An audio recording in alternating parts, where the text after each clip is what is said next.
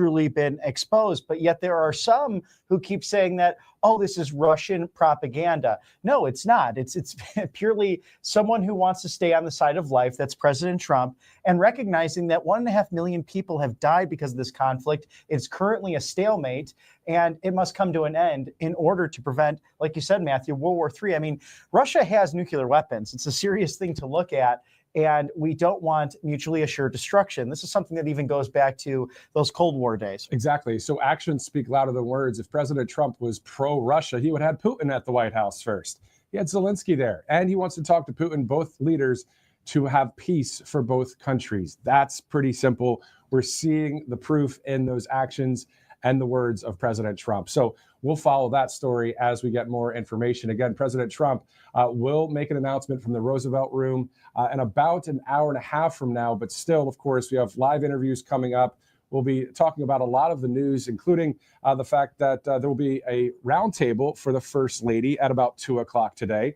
And then at 3 o'clock, the confirmation for Linda McMahon with the Secretary of Education situation, finally getting that ball rolling. Yes, that's long overdue. And, you know, I think this was a long delay because the teachers' unions are very upset about this, because Linda McMahon has pledged to scale the size and scope down of this department, ultimately leading it back to the states. They really do not want the one-size-fits-all approach like No Child Left Behind roughly 20 or so years ago when that was signed into law, but rather giving it back to the states, because Idaho will do it different than Florida and everywhere in between, because they could focus more on the needs specifically of different districts, different states, different constituencies that will not look the same. Again, an area code should not determine someone's education and their opportunities in the future, because even, Florida Governor Jeb Bush said the great equalizer in America and that great door to opportunity is education. So bring it back to the people that can make sure every child has that great opportunity. Exactly. And this is all on the heels of tomorrow's huge speech by President Trump to a joint session of Congress. President Trump saying on Truth Social, quote, "Tomorrow night will be big. I will tell it like it is." So looking forward to today's announcement and that speech tomorrow. Before we continue on, let's talk about some great sponsors here at the network. Colonial Metals Group, and an urgent retirement warning, of course, from the group there. As we get our financial lives squared away, it's always good to have gold and silver as that high value backup. Well, and everyone's probably thinking April 15th, we're 1 month away from that tax deadline, which is irritating to think about. So why not back up your wealth and your assets? Making our continent less safe. And I think what we've seen in the last week is this House largely, but this government particularly, and absolutely this Prime Minister rising to that challenge. Yeah. Can I ask my right honourable friend what steps he's going to take to ensure that our European allies also rise to that challenge and commit to spending 2.5% of their GDPs on defence? Prime Minister. We're working together to do what we can to ensure that all of our colleagues rise to this particular challenge. That is to do with capability, spending and coordination, and that's amongst the things we've been discussing quite intensively over this weekend. Luke Evans. The difference between decent and deceit may only be one letter, but it's the gap. The gap defines a man's character. And after what we saw on Friday, whatever the context of that meeting, when the Prime Minister next speaks to President Trump, will you remind him of this and make sure that decency is at the centre of any of those negotiations? Prime Minister. My absolute focus, I mean, look, nobody wanted to see what we saw on Friday. I don't think there's any dissent to that. But it is important that we pragmatically work forward to what matters most, which is lasting peace in Europe. And that is what conditions the approach that I've taken to this throughout the last few days. Andrew Lewin. Thank you, Madam Deputy Speaker. I want to thank the Prime Minister for his leadership, and particularly the difficult but decisive decision to have that immediate increase in defence spending. But he said earlier from the dispatch box that the tough choices were not done, and he's absolutely right. And with a view to the future, I wonder if he's able to say a little bit more about this idea of a rearmament bank, and whether, whilst I appreciate this is only at conceptual stage, it's something that we could do together with our European allies, but also our friends in the Commonwealth as well. Minister. Look, I do think we should look at all options. And I think this is one of the options that should be taken very seriously. And that is what we're doing. It is important. Ben Maguire. Thank you, Madam Deputy Speaker. I commend the Prime Minister's efforts to galvanise Europe and make it clear Ukraine's security is Europe's security. Given President Trump's reluctance to support Ukraine, isn't it time the government brings forward emergency legislation to seize Russian assets, which can directly support the defence of Ukraine and its people? Minister. I think he's heard my answer on this. We are looking at what can be done, but it's complicated and it's got to be done if it's to be done with others. James Naish. Thank you, Madam Deputy Speaker. I spoke to dozens of people on the doorstep over the weekend who welcomed the significant steps that the Prime Minister has taken to protect Europe's borders and genuinely value his leadership on this extremely important matter. So I thank him on my constituents' behalf.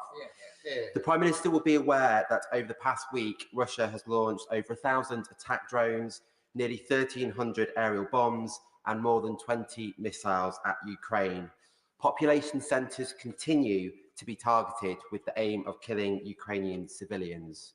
Would he agree that strengthening Ukrainian air defences is pivotal, and welcome Lithuania's announcement last week that it will soon hand over RBS-70 short-range air defence systems to Ukraine? Prime Minister. Well, he makes a good point, and we should not lose sight of the fact that whilst we're discussing security guarantees and the like, Russia has been unrelenting in its attack on civilians, ramping it up whilst we talk of how to resolve this issue. And of course, we should do everything we can to assist them with their air defences. Dr. Kieran Mullen. Mr. Speaker, the Prime Minister will know that one of the challenges is American voices that suggest their focus should be on China and not Europe. I think a victory for Russia would also be a victory for China. But at a time when we're asking America to focus on our strategic interests, we should be willing to demonstrate our commitment to theirs. So in that regard, could he reconfirm his commitment to AUKUS and update the House on progress in that regard? Prime Minister. Let me recommit to AUKUS and our strong support for AUKUS. And the point he makes is absolutely right, that China is watching very carefully what is happening in Russia, and we should always bear that in mind. Mark Sewards. Thank you, Madam Deputy Speaker. It's clear that through his actions over the last few days, and indeed the questions that have been asked across the House today, that the Prime Minister has restored Britain's place on the world stage. As a patriot, I thank him for that. It's also clear just how hard he's working to ensure that there is a sustainable and lasting peace in Ukraine. Now, I still find myself speaking to individuals, and I believe they are a minority, who question why we are still sending money to Ukraine. Why isn't this money being spent on Britain? Please can the Prime Minister say what he would tell them, why it's in Britain's direct national interest to ensure Ukraine wins this peace from a position of strength?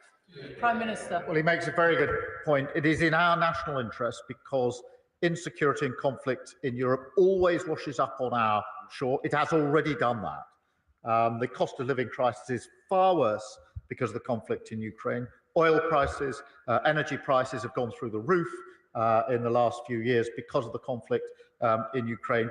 Working people in Britain are already paying the price, and there'll be an even bigger price if we do not have a sustained and lasting peace in Ukraine. This is about Ukraine's sovereignty, of course it is, but it's also about the safety and security of Europe and the safety and security of our country. That's why it's in our national interest for us to take the steps that we're taking. Neil Shastri Hurst.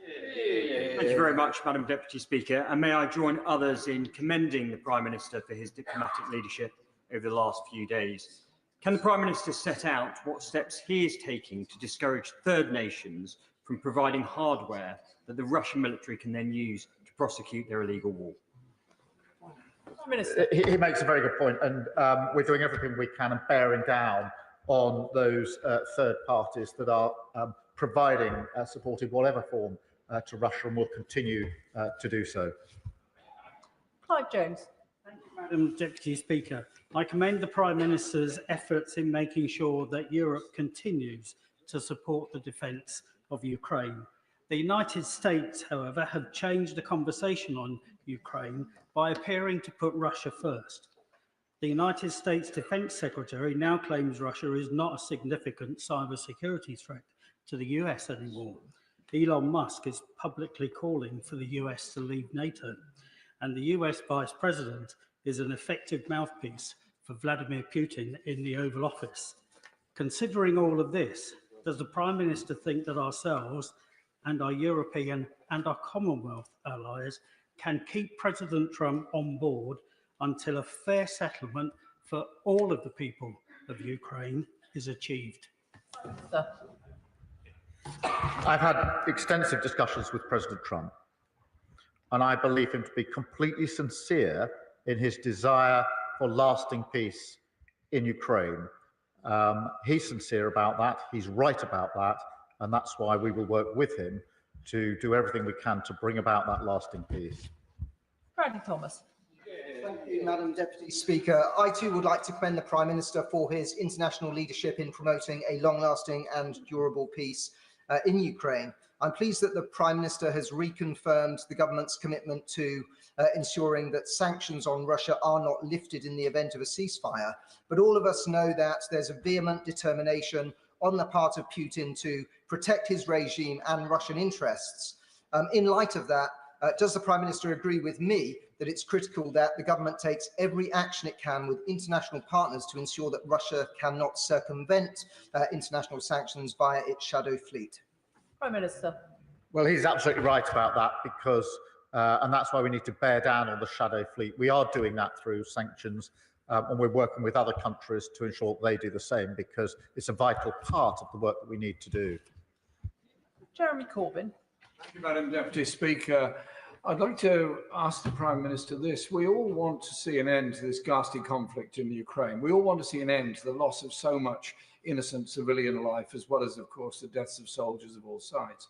Can I take him back to the answer he gave to the member for Leeds East earlier? Under what circumstances does he envisage British troops being deployed in Ukraine? In what circumstances does he envisage them taking part in fighting activity against a belligerent? And will he guarantee that any such decision will come to the House before any such decision is taken? Well, I thank him for his question. There's one person that doesn't want lasting peace in Ukraine, and that's Putin. And that we have to hold centrally in mind. And that is why we need security guarantees in place, because Putin's ambitions show that if there is a deal, he won't keep it unless the security guarantees in place. So the guarantees are the guarantees, not of conflict, but of peace, which is, I think, what everybody in this House wants, including the Right Honourable Member. Of course, it's right that this House should have details of discussion of any security guarantees and the right to express its view, and I'll ensure that that happens. Nick Timothy. Thank you, Madam Deputy Speaker. Earlier, the Prime Minister said Russia is a menace in our waters and in our skies, and this is obviously correct. Can he tell us which individual minister has overall responsibility for the security of our offshore infrastructure, such as wind farms in the North Sea? And given the vital importance of military tech and hardware, will you join me in condemning the idiotic divestment campaigns that seek to undermine our domestic defence manufacturing industries? Prime Minister. The security of our infrastructure, wherever it is, but including underwater, is the responsibility of the whole government. But most of all, it is my responsibility as Prime Minister to ensure the safety and security of our country and the threats to our country. They come in many forms, and I take that responsibility extremely seriously. Chris Coughlin. Thank you, Madam Deputy Speaker. US security guarantees for any peace agreement in Ukraine are, of course, highly desirable. But given that the US Defence Secretary appeared to explicitly rule them out, we must, of course, consider other scenarios, and they should not be a showstopper. With that in mind, European NATO GDP alone is 10 times the size of Russia, yet Russia spends $40 billion more annually on the war in Ukraine than Ukraine and her Western allies. So does the Prime Minister agree with me that if we were to close and exceed that gap today, perhaps by seizing the 300 billion in frozen Russian assets to do it, Ukraine would have a credible path to victory and a just peace. Prime Minister. On the question of security guarantees, it is important that the US and the UK teams are working together on this, and I take comfort from that and concentrate on that. I don't think that's highly desirable. I think it's essential, and that we should be putting everything into ensuring that that's the way that we move forward. On the question of the assets, he's heard my answer. I understand why he asks it, but it is a complicated question. Ben Obsijekti. Thank you, Madam Deputy Speaker.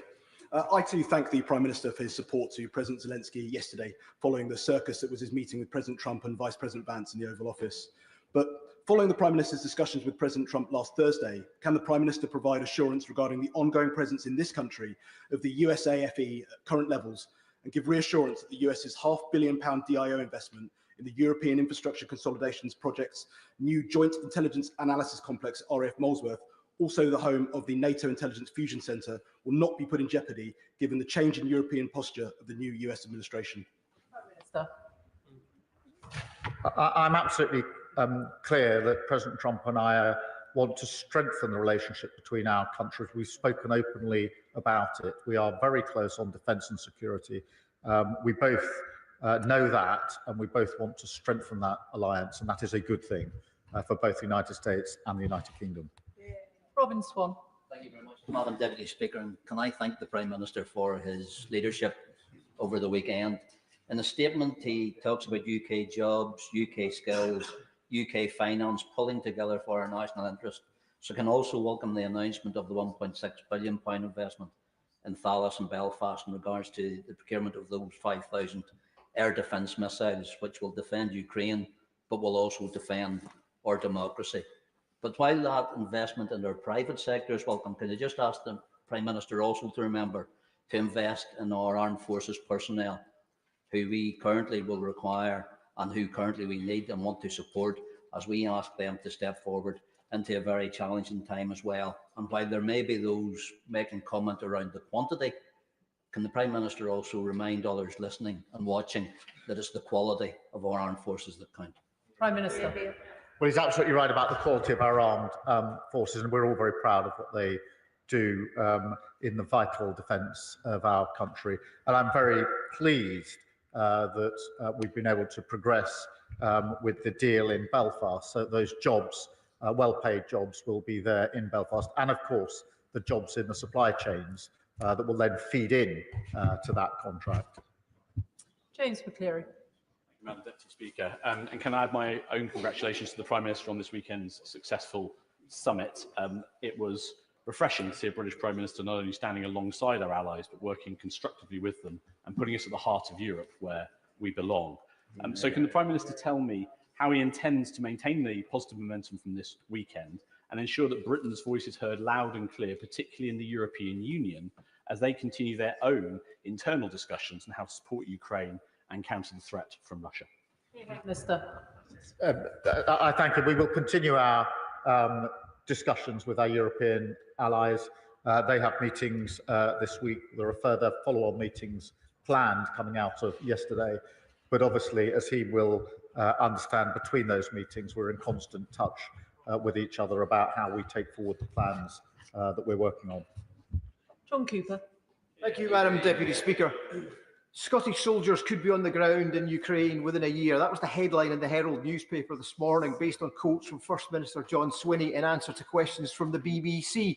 Notwithstanding that the British armed forces have many fine and gallant young Scots serving with them, can the Prime Minister confirm that the decision, the burden indeed, on deploying British troops anywhere sits with him and with this House, and not with a divisive First Minister and the head of a devolved administration?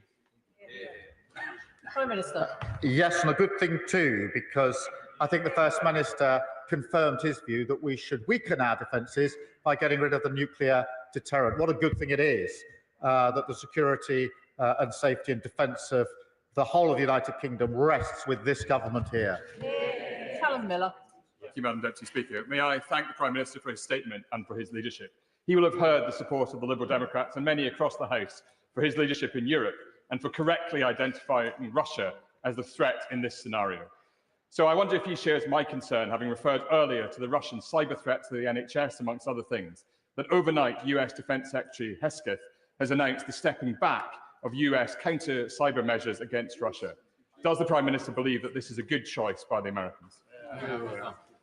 I'm not going to provide a running commentary on American decisions, but on the point he makes, there have already been attacks, cyber attacks on our NHS, and we have to be vigilant to those attacks.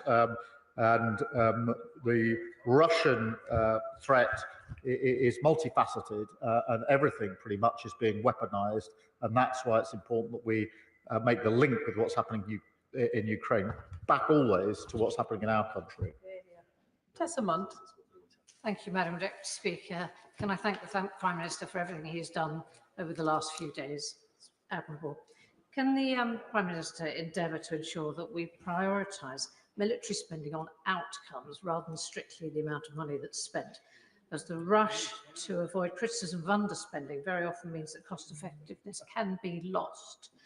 And the budget from the defence and international aid should be viewed as a rolling average over several years rather than annually, so as to avoid the accounting gymnastics that might happen every March. Well, I thank her, and it is really important that as we spend more on defence, we make sure that we get value for the money that we're investing in the best capability, because she's right, it's the outcome in a sense that matters here, which is why the strategic review is going through the challenges that we face and the capabilities to make sure that they match up. But she's absolutely right about the need to make sure that there is value for money and we're getting the best we can in terms of the capability that we need. Thank you, George. Mr. Speaker, I warmly congratulate the Prime Minister both for his actions and his leadership in recent days, and indeed his stamina here this afternoon. Apart from Putin's puppets who scampered from this chamber more than an hour ago, the rest of this House knows fully well that support for Ukraine is essential to maintain a rules-based world order. The question that we are all wrestling with politically is how we pay for it. Now, he said in his statement that we're at a crossroads in history and this is a new era. Surely in these circumstances, it is a moment when the Prime Minister and the Chancellor maybe need to look again at the straitjacket of their fiscal rules and start taxing the wealthiest in this country rather than building this essential, important investment in defence on the backs of the poorest. Well, I thank him for his question. I do think it's really important that we are able to fully fund the increase in defence spending. We're able to explain where the money is coming from straight away. We need certainty and security in our economy, and we shouldn't lose sight of the fact that if we lose security in our economy, all of our budgets will be affected by that, and we will all be a lot poorer for it, which is why we've taken the approach that we have. Fiscal rules are important. We will stick to them, but we will look with others at innovative ways of ensuring that we can raise the necessary money as we go forward. Final question, Jim Shannon. Thank you, Madam Deputy Speaker. I definitely got the strongest legs in this chamber. I've been bobbing up and down here for about 3 hours. Anyway, can I thank the Prime Minister very much for his statement and his leadership. As you will know, Madam Deputy Speaker, and everyone will know in this House, I'm very proud to be British. And this weekend, the United Kingdom of Great Britain and Northern Ireland are very proud of our Prime Minister for his stance, and I welcome that. And I wish to convey that to him from my constituents and from everywhere and everyone I've spoken to. Whilst as a party we welcome the contract for 1.6 billion to supply thousands of advanced air defence missiles to Ukraine, announced by the Prime Minister yesterday, and on the front pages of the papers in Northern Ireland today, the deal will also secure 200 new jobs for Talis as well. The Honourable Member for East Belfast wishes to thank the Prime Minister as well. The majority of the people who work in Talis live in my constituency of Strangford. According to the member for East Belfast, I'm very pleased with that. So this means extra work for my constituents and a few extra jobs. I welcome equally the very clear indication that we are standing firm in support of Ukraine as it battles against Russia. So will the Prime Minister please confirm that this support will seek to broker peace, but ensure that this is not until the right thing is done by the people of Ukraine, and this remains our foundational principle? Thank you. Prime Minister. Well, I thank him, and on the principles he's right, and I'm so pleased about the jobs in Northern Ireland. As for the bobbing, it was when I came here 10 years ago to see this sort of joint gym session that we go through in these debates, particularly long ones, is something to behold. But I suppose it does keep us all a bit fitter and a bit healthier, which has to be a good thing. Thank you. Can I thank the Prime Minister for his statement this afternoon? There'll just be a few moments so the front benches can swap over.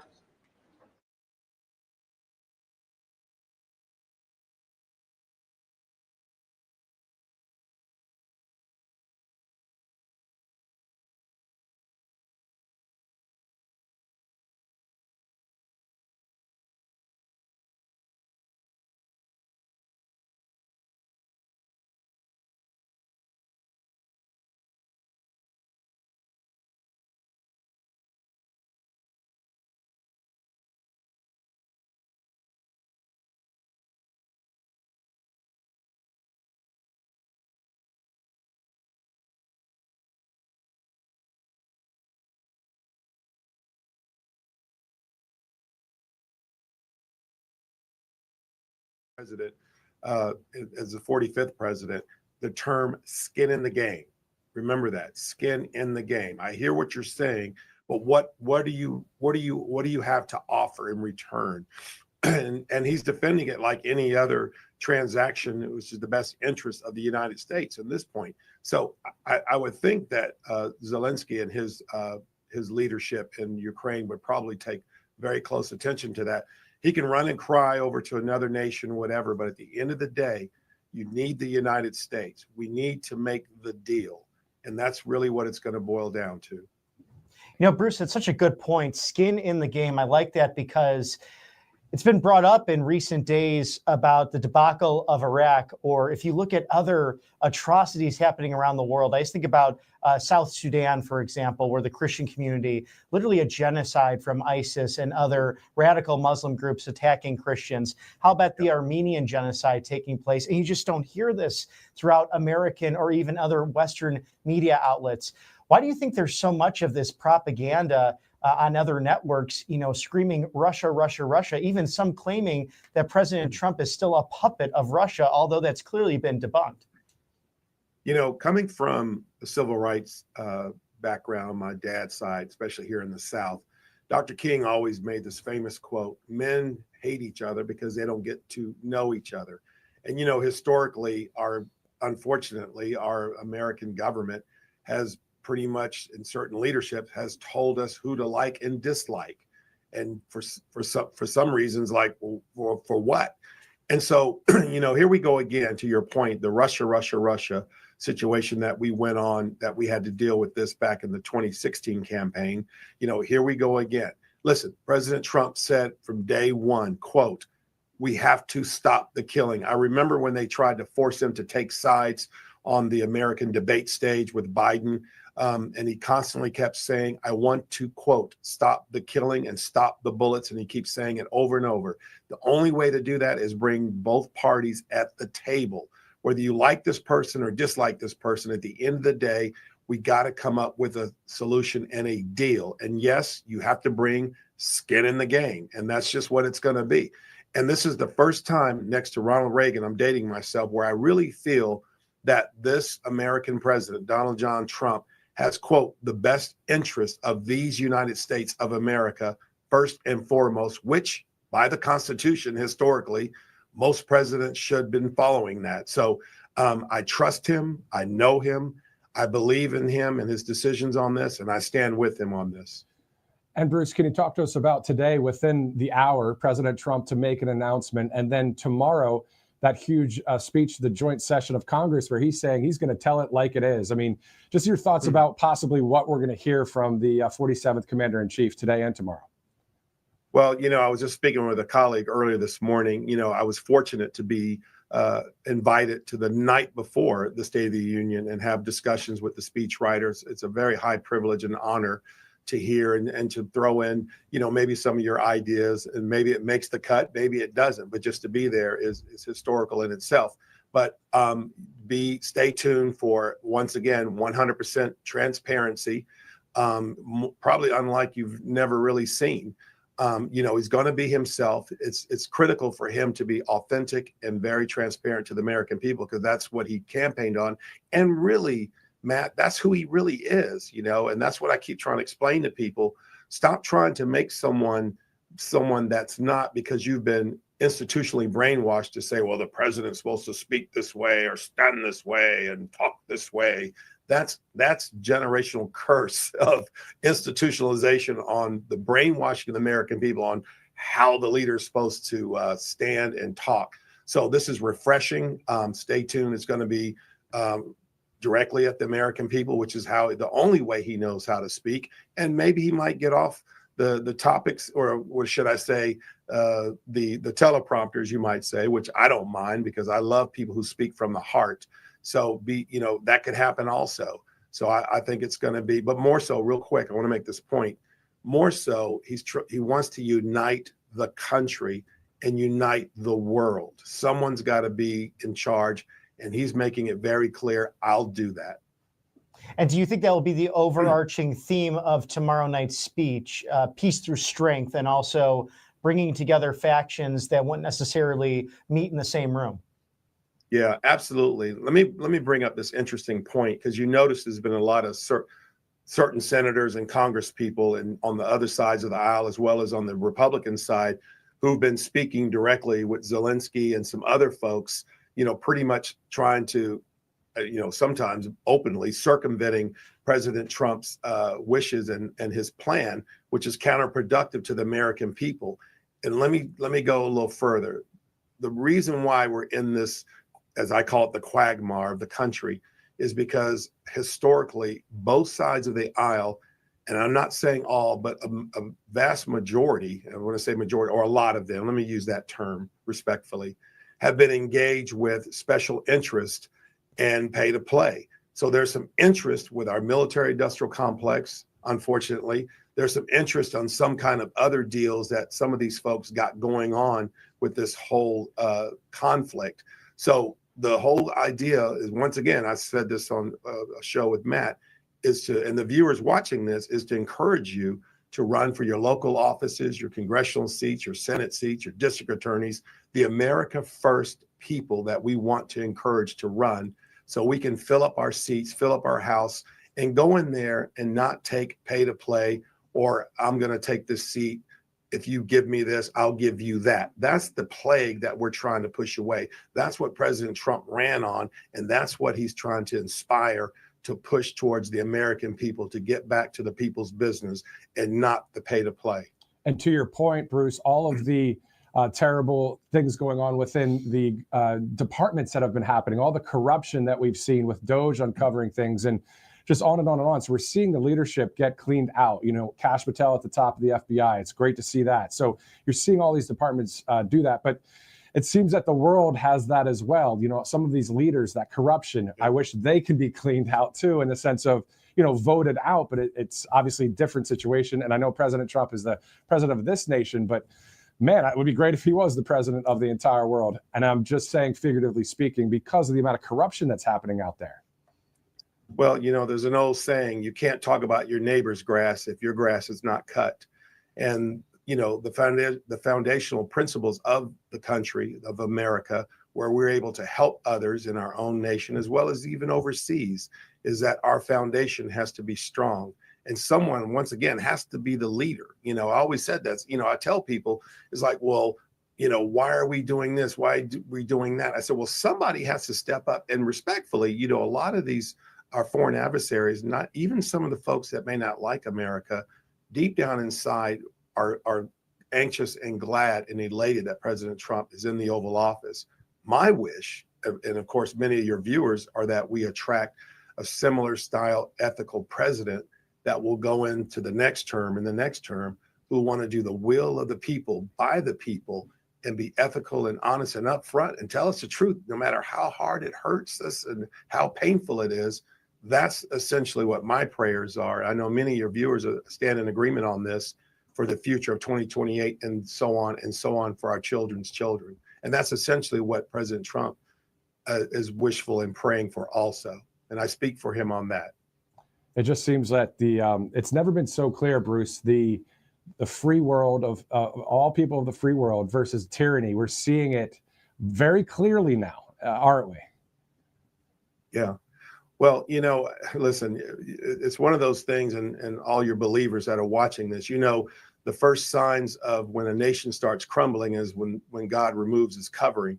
And so as a people, as a country, as a continent, and as the world, we got to get back to God, man. We got to get back to, the basic things of prayer and things that who we are as a people and why we're on this earth. And if we start going astray on that, come on, we look at other great nations historically for many years who turned away, and look what happened. Look how they perished. So, I like the fact that we are strong in this great movement, that we put family, obviously we put God first. And remember this, ladies and gentlemen, remember in this, this first inauguration in 2017 of January, we don't worship government, we worship God. And a lot of people forgot about that, but that's genuinely who President Trump truly is. And there's a lot of, respectfully, there's some other great leaders that are governors and senators that believe the same thing, and leaders in our businesses and our households, et cetera. So this is the only antidote for survival, is putting God back over the nation and not government trying to be over God. And I was just going to say, thanks for joining us, but I want to read this quote from President Trump on January 20th. He said, "In everything we do, my administration will be inspired by a strong pursuit of excellence and unrelenting success. We will not forget our country. We will not forget our Constitution, and we will not forget our God." Isn't it awesome, Bruce and Robert, since we're all kind of having a conversation here at this point, just the fact that he understands that. And it's not just words, it's actions, guys. Oh, it really is. I mean, that hits it right on the head. I mean, he's been compared to people like David and Cyrus. And Bruce, love your reaction to, is this a biblical moment? Have we seen revival happen within our government? Because it seems as if now, I mean, even if you look towards the NFL and culturally speaking, more and more people thanking God, thanking their Lord and Savior, Jesus Christ. And even good to see it in the college football ranks. I mean, that was a huge theme, this past fall. Yeah. I tell you, I'm a little biased. I know Tim Tebow out of Florida. Our ministry and some of our friends linked with him back in the day in the mission camp. And I'm a little biased. I don't care if the team is 0-15, but when the leadership of the team starts professing who Christ is, I tend to want to vote for them or cheer for them all the time. So that's the quickest way to get my vote or to get me to cheer for you. And so it's like you said, it is refreshing, and I'm very optimistic. I know there's a lot of doom and gloom, and I'm going to say this, directly to the viewers. I know the president well, is that there's strength, like you said, through peace, but there's only strength through God first. And, in that order, the way President Trump is looked at is God, family, which is spouse, being a married person, the way I look at it, family, and then everything else is pretty much last. But without that order, then there's no stability. There's no covenant. There's no continuity amongst having great neighbors and a great city and a great nation without that order. And I'm here to tell you, ladies and gentlemen, I know for a fact that President Trump follows that order exactly the way I just described it to you. Yeah, which is very refreshing. Yeah, faith, family, freedom, friends, the country. It's all this stuff that's very, very simple. It's that common sense, Bruce, that resonates with any human. And it's not only the people of our country. That's why the people of Brazil or Hungary or Poland or really anywhere. I mean, let's even talk about the Chinese. It doesn't matter where. It's that free world aspect of this, saying we want freedom in our land. So Bruce Lavelle, again, thank you for joining us on Right Side Broadcasting Network as it's 12:44 Eastern time. Thank you again, Bruce. Yeah, God bless. Thanks for having me. Definitely, Bruce. Go War Eagles. Can't believe I said that. Yeah. War Eagle for Alabama. Right. I mean, the basketball team doing quite awesome here. Yeah. So we'll see how they do in March Madness. So Auburn Tigers, if anybody's watching in Auburn, War Eagle. Dive on in. Absolutely. Thank you again, sir. And we always appreciate Bruce's contribution and comments because it's so true to really put it into perspective with, J.D. Vance talked about Norvus Ordum and that the way you're to look at the world and to take care of your own purview, but also those around you. And it's a lot of it just boils down to common sense. Don't we love common sense? We do here at the network, definitely. Also, let's go to Colonial Metals Group. This is common sense as well. I mean, when you have a little bit of retirement or savings, putting it into a gold, silver backdrop is great. Yes, it's so essential now. It's not only something that you might look at this as a luxury, but look at Warren Buffett. He's taken money out of the stock market, put it into gold and silver himself. And this is someone who has done very well with finances over the years. So it might be interesting to look at his success, regardless of political background.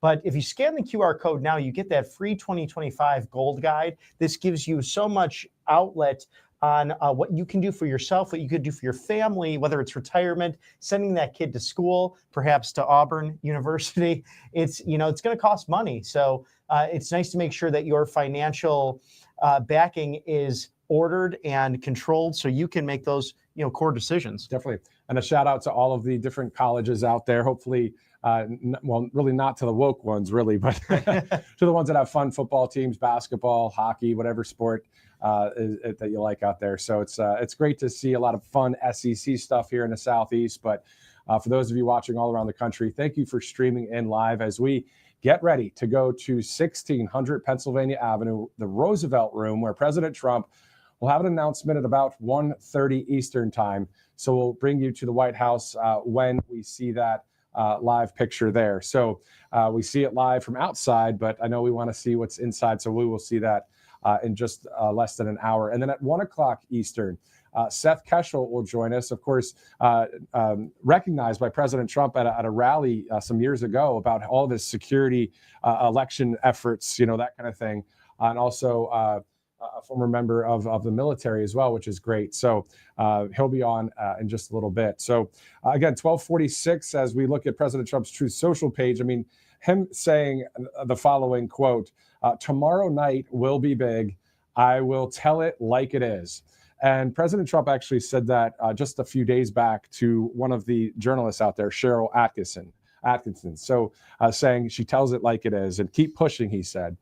Well, I think that's the name of the game here is in common sense is let's tell it how it is. The left-wing media, they lie. We know it. Simple as that. So it's great to see that new media there involved at the White House. And it's really the conservative media. It's people that are saying we want common sense and we're going to report like that. Mm-hmm. Yes, and that's what our goal is here at Right Side Broadcasting Network Live, to be on the right side of history and provide all that unbridled access for you, the American people, and ultimately to make your own decisions. And we appreciate if you like, share, and stream on your favorite content app and get the word out there, because this is America First News, and we will show you everything in its entirety. Other networks, they might cut off and then go talk about something else, or just not show you these key speeches that are literally shaping the Western world. And like you saw Friday with Zelensky at the White House, just prior to that, Vice President J.D. Vance giving that incredible speech.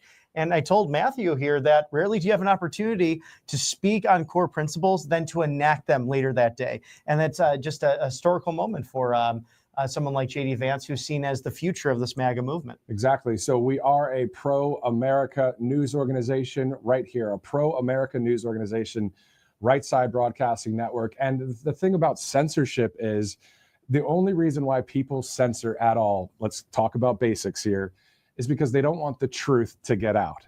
Right. Be quiet. Don't speak the truth. Hence why some networks in the past, when President Trump is talking about a certain thing, they cut back from that. The producer tells the anchor, okay, let's go to another story. Wait, why are you censoring the president right now, or censoring someone running for office? Are you afraid of the truth?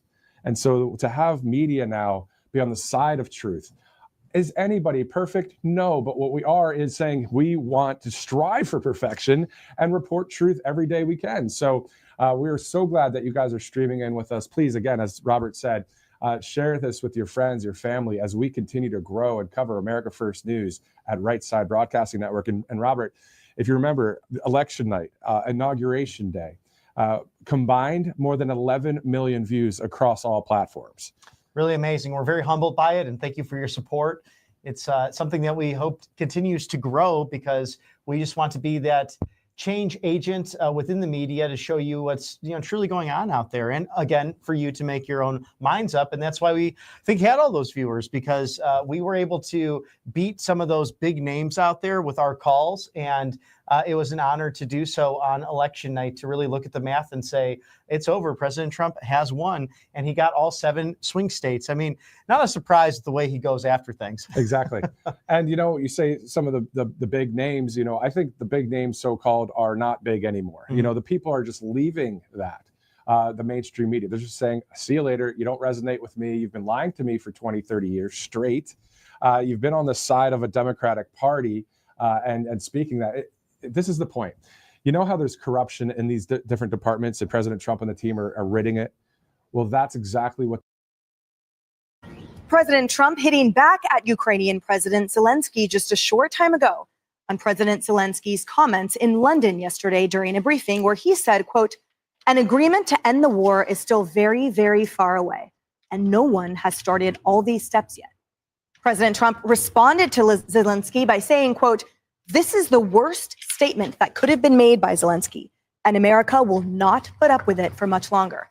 It is what I was saying. This guy doesn't want there to be peace as long as he has America's backing. And Europe, in the meeting they had with Zelensky, stated flatly that they cannot do the job without the U.S. Probably not a great statement to have been made in terms of show of strength against Russia. What are they thinking? The Democrats aren't outraged by President Zelensky. They're mad at President Trump.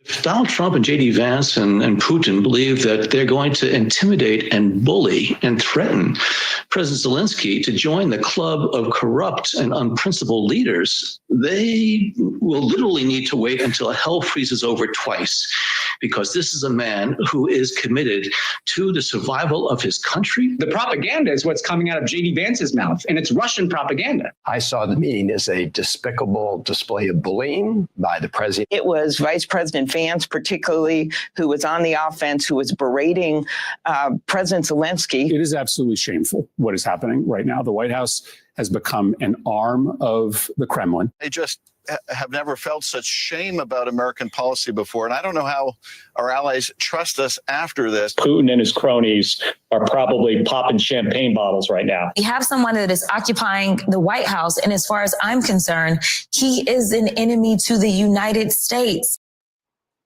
On the other hand, the rational one, Secretary of State Marco Rubio is standing up for President Trump and calling out Democrats for having a double standard when it comes to peace talks. Watch.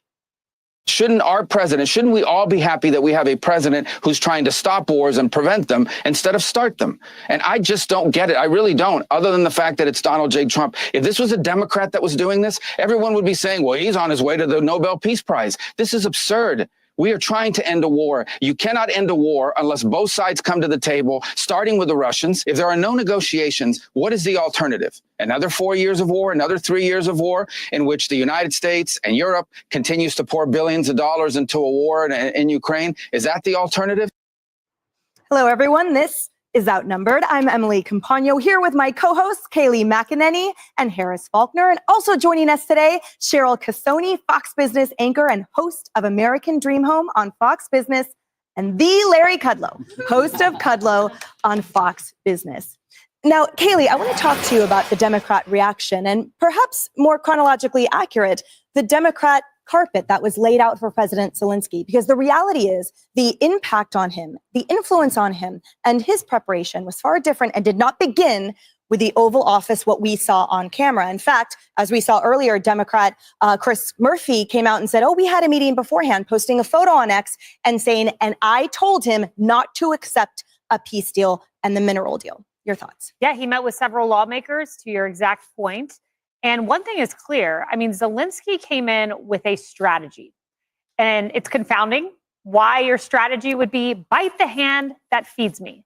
And that sounds harsh, but make no mistake, the U.S. has fed Zelensky in Ukraine to the tune of $183 billion. Something that I think was missed by a lot of folks is this. The dispute that we saw play out in dramatic, explosive fashion here on Outnumbered did not take place until 43 minutes into the meeting. What happened in the preceding 43 minutes? It's an important question. Phil Wegman of Real Clear Politics did an analysis of this, looked at the transcript. And if you read the transcript, you find Zelensky continually pushing the buttons of the U.S. delegation. He was bringing up the security guarantee, which President Trump has said explicitly, we're not going to put in there as the United States of America. Then he contradicted Trump at several times, trying to correct him. And then Trump said, let's negotiate first. Let's find this peace deal. Then we can talk about security. And Zelensky said, well, that will not work. So the 43 minutes before were Zelensky pushing the buttons of the United States. And then it was Zelensky who instigated it, took this to a new plateau when he looked at J.D. Vance and said, well, tell me what you mean by diplomacy in a rather hostile fashion. That was his strategy. It did not work. And when you're in the face of U.S. public polling that shows Pew right now, do you have confidence in Zelensky? Well, and 72% said yes in 2022. 48% say yes now. 78% tell Ipsos they want a peace deal. Where do you think those numbers are today in the face of Zelensky's intransigency? Great question. I imagine they are much harsher. Larry, the whole point is those are arguing, these critics of Trump. So what are you saying? Are you confusing peace with the rote bankrolling and an inability to accept any type of deal whatsoever, a unilateral position? That's not what makes peace. As Treasury Secretary Scott Bessent said Friday night, this is the third time that Zelensky has rejected the minerals infrastructure mining deal. Now, let me just pause on this because it's such an important point. In that deal, American companies would come, putting boots on the ground to start the mining and excavation of the rare earth minerals and gold and silver and whatever. This sets up a tripwire so that if the Russians start rolling tanks into these mineral excavations or start bombing them, then they would know that all bloody hell will break loose with the United States and with Donald Trump, who is not Joe Biden. He's a very strong leader. So Zelensky, however, would not accept the minerals deal because he keeps denying the importance for security. This is a major step to secure Ukraine. It puts the United States into Ukraine. It puts our business, again, private sector boots on the ground. You can bet they'll have security forces. So coming back to what Kayleigh says, I think is right on target. Democrats teed him up to reject essentially all the peace offers here. Zelensky knows full well. Look, he met with Bessent in Kyiv. Bessent said that he was rude and obnoxious to him in those meetings. Yeah. He was briefed by White House people before this Oval Office meeting. He knew exactly what was coming, but he was also briefed, you're exactly right, by guys like Chris Murphy, who's a left-wing troublemaker from Connecticut, and he had his left-wing talking points. He doesn't want peace. I don't know what he wants because he's not going to defeat Russia, okay? And the war will go on forever, and hundreds of thousands and millions of people will be killed or they will be injured. But he's a bad actor here. He's a very bad actor. And don't forget, Lindsey Graham basically called for his resignation. Lindsey Graham's the biggest supporter of the Ukraine. So I think this was a fatal mistake. Europe will not bail him out, and Trump has got to stay with his gun. The minerals deal is the key, okay? You sign that, you bring the boots on the ground, that's huge. It's a tripwire. If not, then who knows what's going to happen. And as President Trump said on Friday, sure, the reality is our president said, I don't want an advantage, I want peace. And for some reason, it seems that the openness to using the military should not be confused with a dedication to peace. The warmonger was President Biden. Trump knows, he's a great negotiator. At this point, he has to be an honest broker, that what's But passed, he has what's been. passed is Zelensky passed. has not been. That's correct. I mean, That's correct. otherwise we wouldn't have been caught off guard. Otherwise, no one in that meeting would have been caught off guard by what he was saying. Look, this isn't the first time. 2022, Joe Biden knew he had a problem. He knew he couldn't deal with this person. NBC was reporting Biden lost temper with Zelensky in June phone call when Ukrainian leader asked for more aid. Biden wanted an apology and he couldn't get it then. Biden wanted gratitude and he couldn't get it in. You fast forward to last Friday, it looked just like this meeting. Now, we didn't get to see that because that was reported on and it wasn't open to the public. we actually got transparency. We know who Trump is dealing with now. Though the way that I have read what Trump has written in Art of the Deal and other things he said is that now it's going to cost Zelensky something. So the question is, does the American negotiator go back in and say, it's not going to be 300, whatever it was, it's going to be 400, 500 trillion. It's going to be, or a million. Keith Kellogg, who's a very smart fella Yes. and is the principal negotiator at this point. He's going to try, I think he will try to work some diplomatic magic on Zelensky and try to turn this whole thing back, okay? Because otherwise, we're not going to finance this endlessly. We're not going to keep selling arms to Ukraine Does endlessly. Trump get the public apology that he asked for a couple of hours I ago? think that's the first step. Kellogg has to get the public apology, then they sign the minerals deal, and then we can begin the process of making peace. If Zelensky holds out from that, it's almost unimaginable because it means the fighting and the killing is going to go on forever. We need to get Cheryl in here. Yes. Real quick, can I add to what Larry's talking? You're absolutely right about the minerals deal. That is the security agreement. Yes. It's the minerals deal, Yes. 1000%. The tripwire. Thank It's you. the tripwire. Thank you. The other issue is if you looked at European defense stocks today, Larry, they jumped over 10%, 15%, because the Europeans, with Zelensky there, said, okay, we're willing to actually beef up our defenses. You know, Trump could actually win, if you think about it, when this is all said and done, because this forced Europe to finally step up to the plate, which they have not with spending. As you know, they are not, only half of NATO is putting in up to 2% of GDP, which is the requirement. It's ridiculous. I appreciate Good. the This is a point good very thing. much. I appreciate your point very much. Me, I'm going to give it a big maybe. All right, on that note, Europe, all right. Europe, maybe. All right, I'll here's take what's the not a maybe. Tonight at 9 p.m. Eastern, Sean Hannity sits down for an exclusive interview with Vice President J.D. Vance, his first since that fiery exchange with Ukrainian President Zelensky. Now that's at 9 p.m. Eastern, right here on Fox News.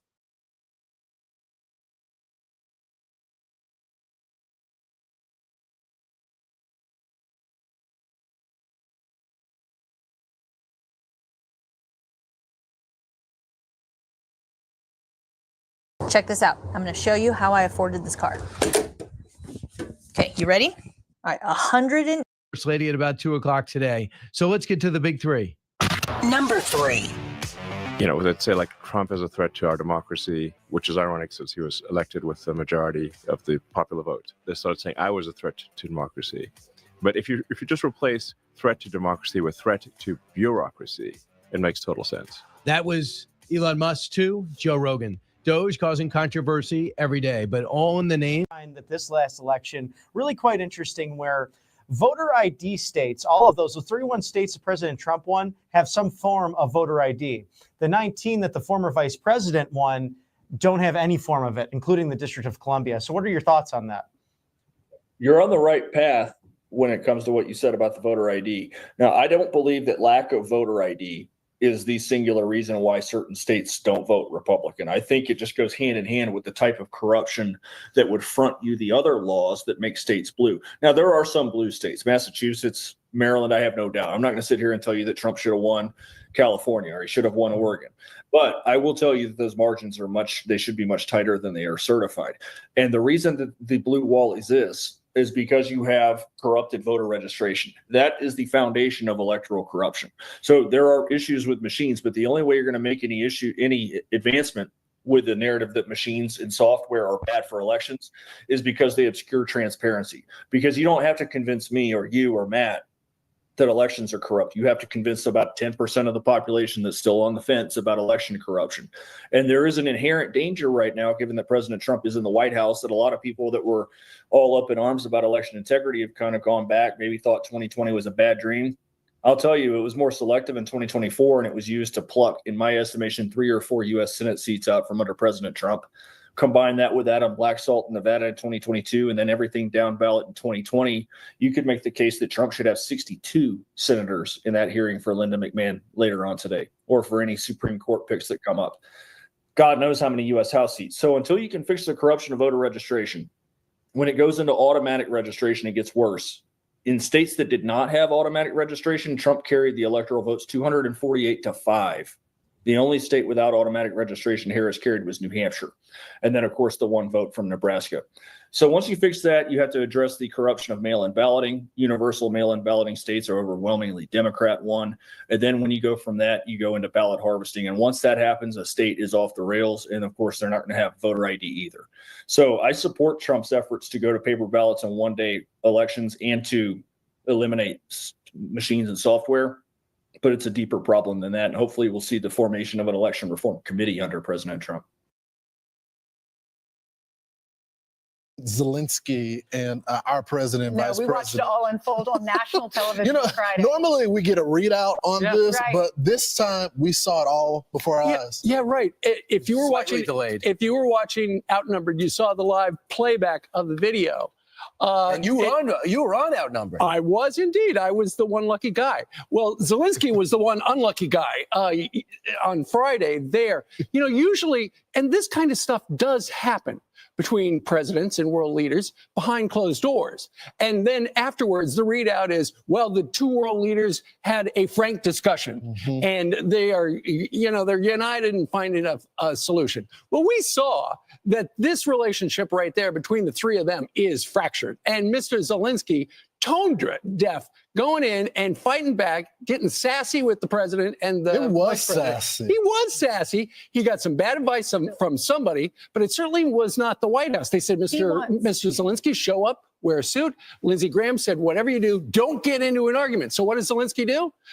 He gets into an argument with Donald Trump and Mr. Vance, and suddenly Mr. Z is looking for plan B. Yeah, he was kicked out of the White House. He said, go home, go packing, because we're not giving you this deal, because Zelensky wanted security guarantees. And President Trump and J.D. Vance said, look, you have not been grateful. Look at what we've done. We've sent you weapons, we've sent you money, and you have to be grateful. And it was the beginning of what could be a peace deal between Russia and Ukraine. I really think, and Brian, I want to get your thoughts on, I really thought he crossed the line when he implied a threat. When he said the ocean, you guys have the ocean separating you, but maybe not soon enough.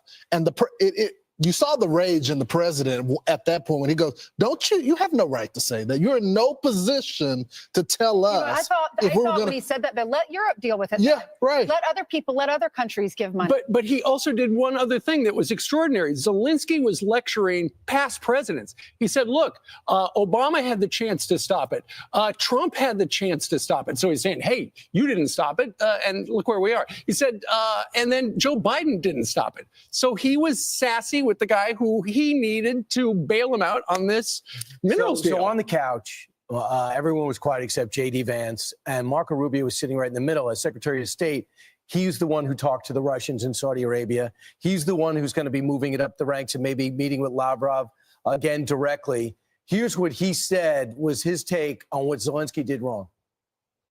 I really am puzzled why anyone thinks that trying to be a peacemaker is a bad thing. It's only a bad thing when it's Donald Trump trying to do it. I would ask everybody this. If there are no negotiations, what is the alternative? Another 4 years of war, another 3 years of war in which the United States and Europe continues to pour billions of dollars into a war in Ukraine? Is that the alternative? I've asked every foreign minister I meet with, tell me your idea of how this turns out. Most don't have a plan. A few have said, well, let's give them another year of fighting. A year from now, a year later, after another year of death, another year of destruction, then maybe Putin will be ready to negotiate at that point. No one here is claiming Vladimir Putin is going to get the Nobel Peace Prize this year, or that he should be the man of the year of the Humanitarian Association. What we're arguing here is he has a very large country. They're in full war footing. They're cranking out weapons now at a war footing pace. And we need to figure out, is there a way to get them to stop the war? And the only way you're going to do that is to get Russians engaged in negotiations. Right. Zelensky told the BBC that the minerals deal he is still ready to sign it. Now he Prime is. Minister Starmer of the UK said it would require, they worked over the weekend to try to come up with a peace plan. And he said that it would require strong U.S. backing. So his formal plan, he'll send it to the U.S. and work with Donald Trump, he said. NATO had a summit without us, which is I don't think we were upset by it, but I'd rather not have helpful NATO meetings without us. That Europe put together a 4-step plan. They said to keep the military aid flowing to Ukraine is 1. Add lasting peace must ensure Ukraine's sovereignty and security. Number 3, in the event of a peace deal, European leaders will aim to deter any future invasion, which I assume they're committing to troops. And number 4, there'll be a coalition of the willing to defend Ukraine and guarantee peace in the country. In other words, they're not calling us out. If anyone characterizes the Europeans as being angry at us, I have not read anything about that, but they're saying we have to somehow understand the U.S. might not be aboard in Ukraine. I think they're calling us out. I really do. I think they're upset. We're going to do it ourselves. 100%. Knock yourself out. Knock yourself out. If you want to do it by yourself. But again, all of this is virtue. All of the photos that were released, all of the meetings that were released, because at the end of the day, you have the ambassador from the UK that said, after all of saying all of that nonsense, said, oh, none of this happens without the support of the United States. Here's ultimately what's going to happen. They had on paper the deal that was going to be signed. Whatever the magic number was, how many hundreds of billions of dollars worth of minerals the United States was going to get, Donald Trump just got a better deal because eventually we're going to sign it. But whatever that number was, say it was $200 billion, now it's 300 or 400. That's how Donald Trump works when it comes to negotiating. Hey, you blew it. You want to come back and talk to me? It's going to cost you. Maybe, but I think in the big picture, think long term. Do we want another American ally being taken over by another country? If we pull out for a sustained period of time, we have to be prepared for Kyiv to fall into Vladimir Putin's hand. And that's not going to look any administration make him look good.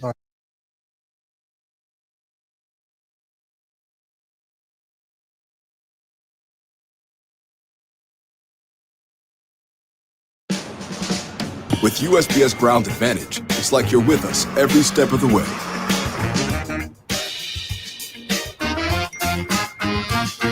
Right on time. Stay in the know from your dock to their door.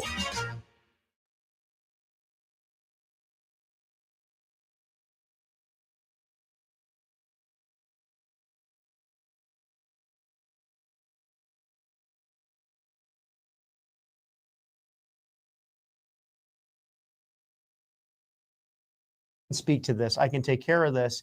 And that's, I mean, really how our founding began. So, why not continue in that tradition? And that really is what the MAGA movement is about. Exactly. So the outsiders, I mean, when we look at George Washington, Thomas Jefferson, even up to Abe Lincoln and others, you see that President Trump is in line with the same names of the founding of this country in the sense of being an outsider, someone that's going to come in and change the system for the good.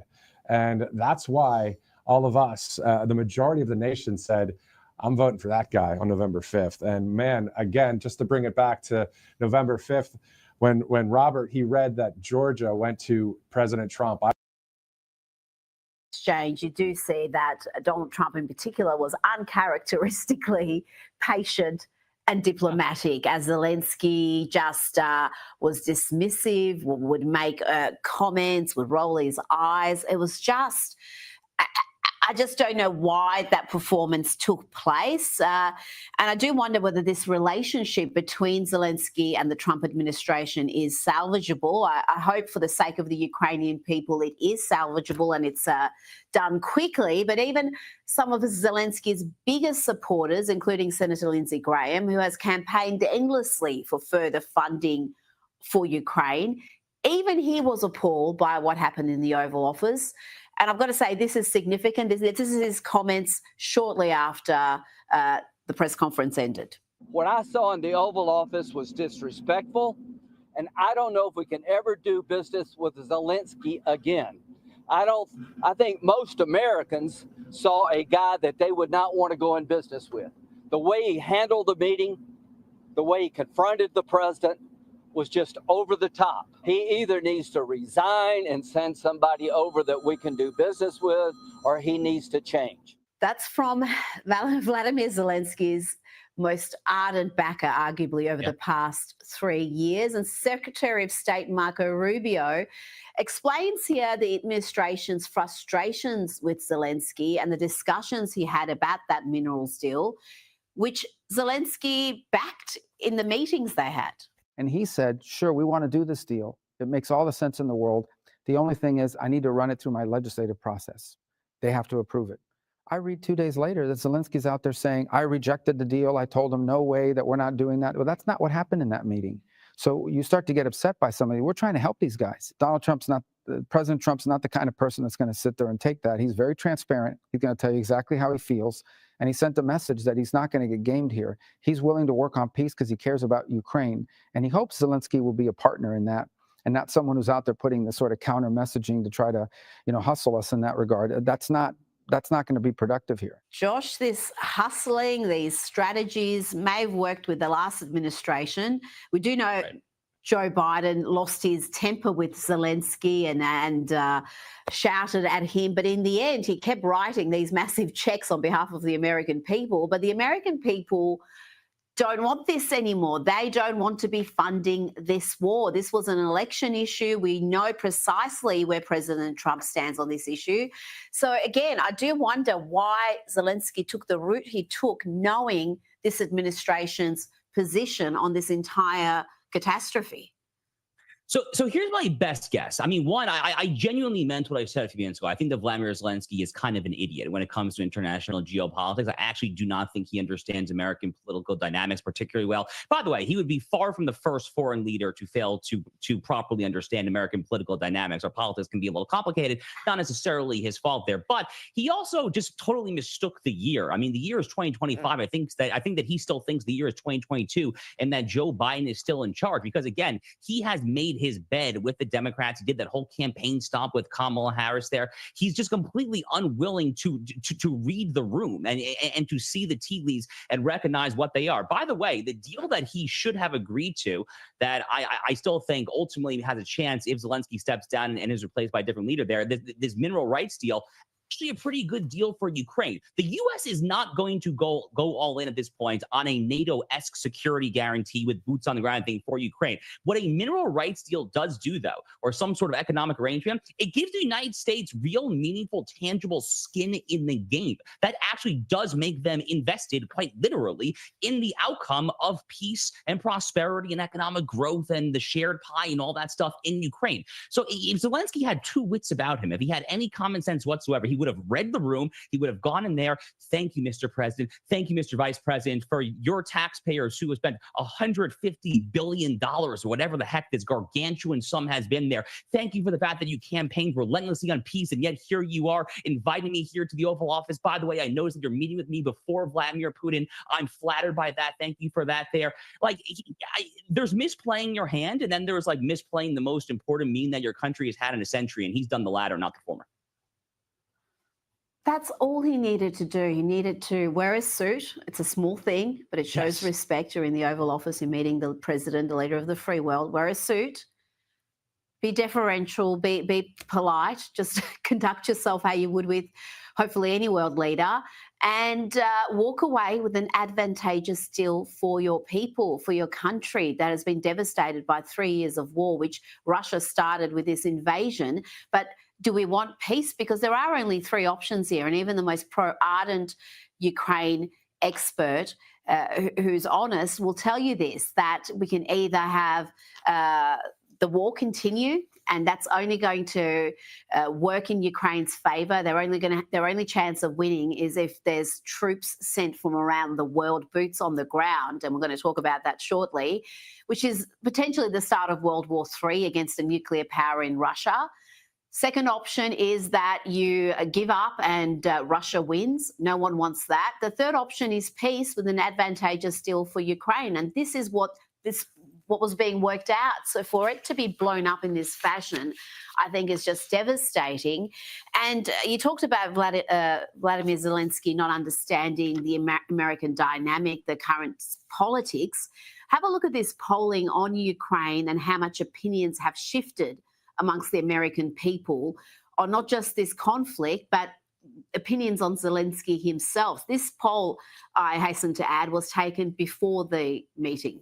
U.S. support for Ukraine is too much. Back when the war began, back in February of 2022, it was just 7%. Up like a rocket ship. My goodness. Up now in February of 2025 to 41%.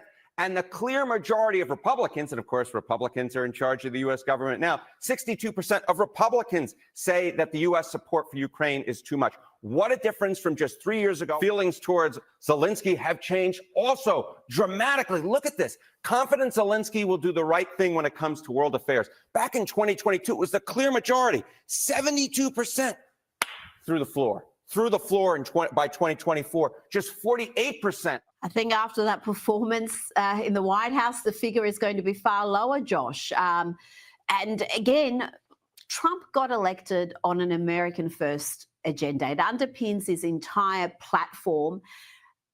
And it seems that's lost on so many political pundits. It seems to have been lost on most of the EU because that means something. That's more than just USA chants and high fives. That means you do what's best for the American people. And the American people have made it clear that they do not want to fund these endless wars.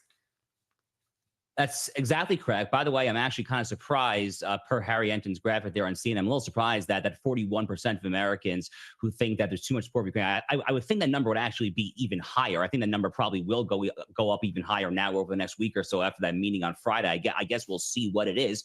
But Donald Trump's the art of the deal guy, Rita. I mean, this is the guy who became famous with the whole art of the deal thing. He became famous hosting The Apprentice. He loves deal making, and this is a deal that he literally campaigned on. This is one of the hallmarks of his campaign, was bringing this interminable conflict in eastern Ukraine and Russia to an end. You know, the media tends to focus so much, Rita, oftentimes on the Middle East and the war in Gaza and Lebanon, all that there.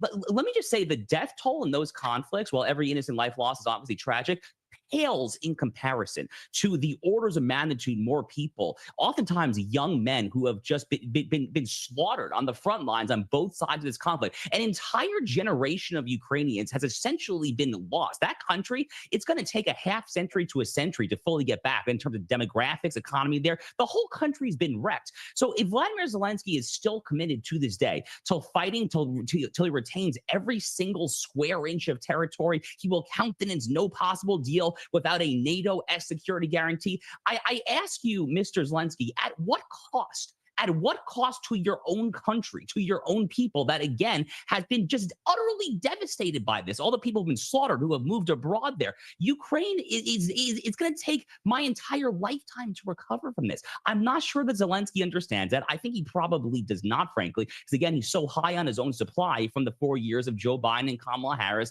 and all the various Democratic boosters in the United States Senate in particular there. But if he can't get the job done, Rita, he has to go. He has to resign and get someone in charge who can actually get this peace deal done. Now, Josh, we've seen the British Prime Minister Keir Starmer praised widely for standing with Zelensky at his time of need. Let's listen to what he had to say and see if you can catch the enormous contradiction. The UK is prepared to back this with boots on the ground and planes in the air, together with others. Europe must do the heavy lifting. But to support peace in our continent and to succeed, this effort must have strong US backing. Josh, what are the chances that the US will back anything resembling boots on the ground?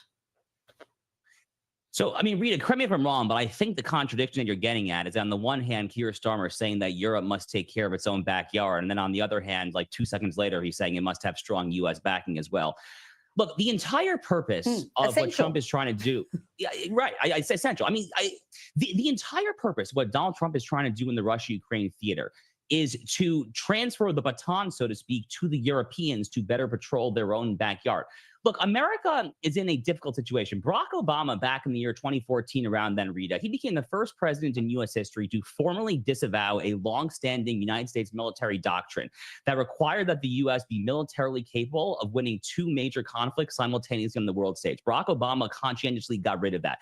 Since then, and especially with the concomitant rise of China, the United States is in a somewhat precarious position on the world stage. We're basically in a century-long great power competition with China. China is a rival when it comes to the economy, economy, when it comes to national security, when it comes to basically everything out there. What that means is that we cannot fund interminably a Slavic proxy war in eastern Ukraine. It's simply not in the American national interest to do so. That is the MAGA America First point. And on that point, Donald Trump and J.D. Vance are entirely right. By the way, if we cannot provoke the Russian bear so much, maybe, just maybe, we can sever the link between Vladimir Putin and the Kremlin and Xi Jinping and the Chinese Politburo, and maybe, just maybe, pull the Russians not necessarily into the American sphere of influence, but at least in something remotely approximating neutrality. So if you can basically sever that Russo-Sino link between Russia and China, that would be a brilliant, absolutely brilliant act of statesmanship. I'm not saying that's going to happen. I'm not confidently predicting that there, but I do think that Donald Trump is such a successful historical deal maker that's probably in the back of his mind there. And again, the Europeans have to take care of this. The Germans, the Poles, the French, the Brits, come on, guys, muscle up and put some dollars down. Look, if Europe can increase defense spending, if they can commit forces to protect their own continent, I think Donald Trump and most Americans will be enormously happy with that. But whether that's actually going to happen is the question. Before you go, the New York Post is reporting that Vice President J.D. Vance was forced to move his family to an undisclosed location after pro-Ukrainian protesters swarmed the ski resort where he was vacationing. What has been the reaction to Vance's part in this Zelensky blow-up, particularly amongst the GOP? Because there's been a lot of analysis that I think is, again, ill-informed. I've read people saying that Donald Trump would be terribly upset with J.D. Vance's interjections and upstaging him. I don't think that's the case at all. I think those two are very much on the same page. They are on the same page. In fact, if you go back to the Ohio Senate primary back in 2022, when J.D. Vance beat out Josh Mandel and the various others there, he ran on this exact platform. Ukraine was actually a major issue for J.D. Vance. And actually, things got really tense on one of those Ohio Republican primary Senate debate stages. Actually, I think it was doubling down so much on his stance on Ukraine. So J.D. actually really believes on this issue. He's in lockstep agreement with Donald Trump. By the way, these people at the ski resort, disgusting. Absolutely disgusting. They are nothing new on the left, obviously. I remember this footage of Ted Cruz getting dinner with his family in Washington, D.C. years ago. They blow up, or not, they don't literally blow up, but they go in there, they intrude on the restaurant there, they have to kick the people out. This is a disgusting tactic. Conservatives don't do this there. This is the unique province of the left, and they should bow their heads in shame for it, because it's really just disgusting lowball gutter stuff. It is lowball gutter stuff, but we are seeing this enormous political realignment. The left is suddenly now pro-war and anti-free speech. You wouldn't have called this a few years ago. Josh Hammer, thank you so much for your time tonight. Thank you, Rita. If a man really hated ads, here's what he would do. Day one, he would install Pi on his computer without spending a dime. Obviously I'm one too, but I'm just trying to explain the story here in the sense of they all had red MAGA t-shirts on, red hats, and they're all going, 2 genders, there's 2 genders, only 2 genders. Like, I was like, this is awesome. So we have people that are so based and on the right side of history here. It's common sense. And the other woke mindset, hopefully it just gets eradicated in the sense of the mindset, not the people. So just that mindset's awful. Anyway, so let's go to mypillow.com. So mypillow.com/RSBN. We can see that we have a great percentage off there, up to 80%, Robert. Yes, and this is over 2,000 items, mind you. And if you really want to get your day started the right way, it's always that night before. How do you prep for it? Well, Mr. Mike Lindell and MyPillow, of course, famous for those ridiculously comfortable and lovely pillows, but also the My Slippers. You have My Coffee, which will get you started in the morning. But how about these new deals going on? My Cross, save 30%. We can't do anything, especially in our morning, without remembering the sacrifice of our Savior, our Lord Jesus. And we know how he made a difference in Mike Lindell's life. How about those My Towels, 6-pack for $29.98, or the flannel sheets, $44.98 as well. 800-836-7566, mypillow.com/RSBN. I mean, after President Trump's term, and we all know the future. People, you're gambling with World War III. You're gambling with World War III. And what you're doing is very disrespectful to the country, this country. That's back to you. Far more than a lot of people said they should have. Have you said thank you once? this entire meeting? No, in this entire meeting, have you said thank you? Oh, it was a blowout, all right. Ukrainian President Zelensky clashing with President Trump and Vice President Vance at the White House on Friday. Zelensky was there to sign a rare earth minerals deal, but he was removed from the White House after the blowup, and he didn't sign anything. Secretary Scott Bessent says that as of now, that deal is no longer on the table. I spoke with the chairman of the president's outside intelligence advisory board, Devin Nunes, about it yesterday on Sunday Morning Futures. Look at what happened last week with the Zelensky meeting. What was lost on everyone is what President Trump was trying to do there is talk about rare earth elements and how Ukraine can play an important role in that. China has went around the globe over the last 30 years with their Belt Initiative, and they've locked up these minerals where they control them all. So Zelensky, whether or not he realized it or not, President Trump was trying to say, hey, let us get in there, form an economic partnership. China's done this, Maria, without ever firing a bullet. They're doing it through economic means. Hopefully Zelensky understands it. Our European allies understand it. I think you'll see people get back to the table quickly. You think Zelensky will ultimately sign that rare earth minerals deal? You think he'll come back and sign it? Either him or somebody else, but they're going to have to end the war, and they're going to have to build economic ties with the West. Joining me now is Equinox Partners Chief Investment Officer and President Sean Filer. Sean, good to see you. Thanks so much for being here. Your thoughts on all of this? Well, let's say as a general rule, trading mining investments, mining concessions for government, military, and financial support is a good idea. The Chinese do this globally. As to whether or not that's a good idea in Ukraine, I think is up for debate. Right, their mineral reserves are unproven, and then the security guarantees, the military guarantees necessary would be quite substantial. So, okay, so you think it's unproven. You don't even know if the product is there to get extracted. Well, so it's there. The question is it economic? And then how near term is it, right? These are not existing producing mines. These are new mines that would have to be explored. It would take years. It would cost hundreds of millions, if not billions of dollars. And so I think financially, I'm skeptical this makes sense. Whether geopolitically this makes sense, I think that's really an open question. And making sure that we're there and we have a claim on these mineral rights and the Chinese don't, I think there is a strong logic to that. Yeah, I mean, that's where you see President Trump understands his customer in China. You recently attended the BMO Global Metals and Mining Conference in Hollywood, Florida. What are you hearing about domestic mining right now? Where else are there opportunities? Well, I say one of the really interesting dynamics is, so America's really ceded the global mining sector to the Canadians, the Australians, and to the Chinese.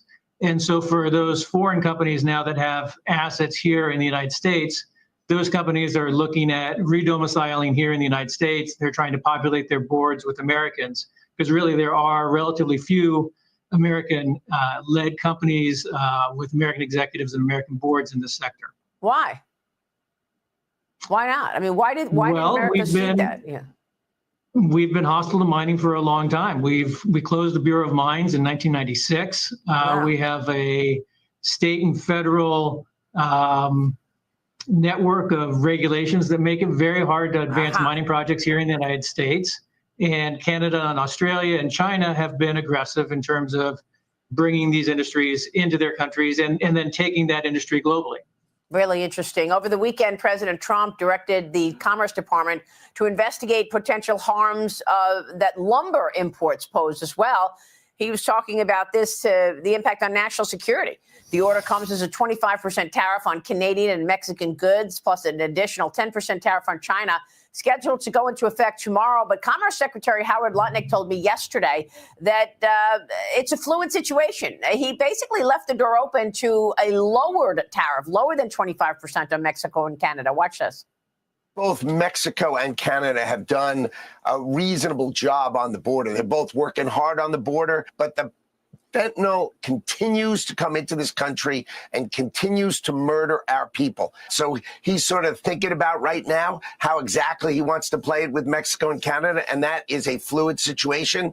There are going to be tariffs on Tuesday on Mexico and Canada. Exactly what they are, we're going to leave that for the president and his team to negotiate. Sean, that's about the most positive I've heard in terms of what these tariffs look like. He left the door open to a lowered number. What do you think? Well, I think from certainly for the largest imports from Canada into the United States, the oil and gas. So those tariffs were only ever slated to be 10%, not 25%, so not particularly disruptive.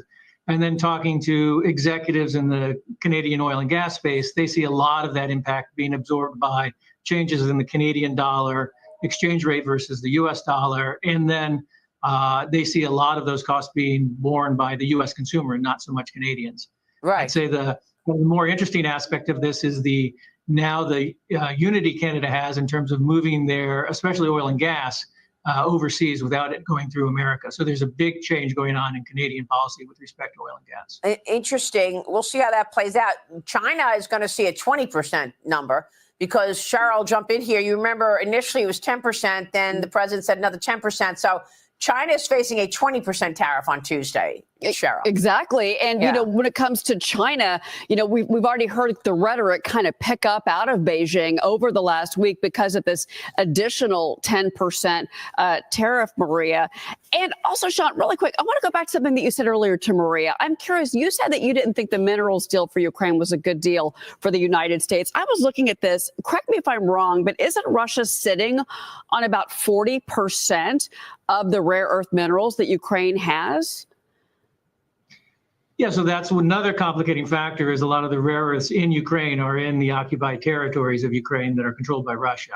I think if you're thinking about getting back some of the $350 billion that Trump says we've put into Ukraine, this is going to be a hard way to do it. And then to get the initial capital to exploit these resources in Ukraine from the private sector, I think that's also going to be a challenge. We just don't have the domestic mining sector, and we don't have national mining companies that can be impressed upon to go do that in Ukraine. So I think even getting this off the ground is going to be hard, which is not to say that this doesn't make sense geopolitically. Making sure that the Chinese or others are not in Ukraine controlling rare earths, I think does make a lot of sense.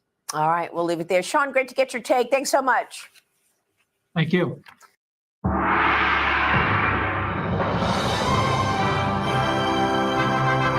It was absolutely means. It's about standing up for America, even when there's a target on your back. That's why Mike Huckabee's team created the Kid's Guide to the Courage of the President. This important guide tells kids everything they need to know about President Trump's unwavering courage, and you can get it for free. With your free order, you'll receive free bonus gifts, including the Kid's Guide to President Trump and a Christmas ornament commemorating Trump's call for us to fight. Get it all for free at freetrumpbook.com. That's freetrumpbook.com. Families across the nation have arrived at a heartbreaking crossroad to surrender their beloved animals at alarming rates due to inflation and soaring costs of living. There are so many overcrowded shelters. So many dogs need a home, but it's all of us working together to solve this crisis. This fight requires both doers and dollars. Join us at Big Dog Ranch Rescue. Please sign up today. Hey y'all, it's Silk from the Diamond and Silk Chit Chat live show. Look, don't forget. Between House and Senate Republicans, we are all on one big team with the same mission, and that is to deliver the America First agenda. Heading up to the March 14th deadline, we'll have to probably pass a clean CR instead of separate approach bills. Why? Because the Democrats in Congress were trying to demand that as a condition of appropriations that we would somehow tie the hands of the president, limit his authority. Our goal is to make the tax cuts permanent, and we need to do that because it gives stability to people who are trying to make decisions long term. The devil's in the details is in every piece of legislation to find out how exactly to enact the savings that will allow us to do that. But I think we'll have enough room to do it. It starts Monday morning, but we've been doing the preparation for it for more than a year. So I'm absolutely convinced that we're going to accomplish this mission. And that's the Speaker of the House, Mike Johnson, with me yesterday on Sunday Morning Futures with the next steps on reconciliation ahead of the March 14th government shutdown deadline. Wyoming Senator Cynthia Lummis joined us last week here on how to make the 2017 Trump tax cuts permanent. Watch.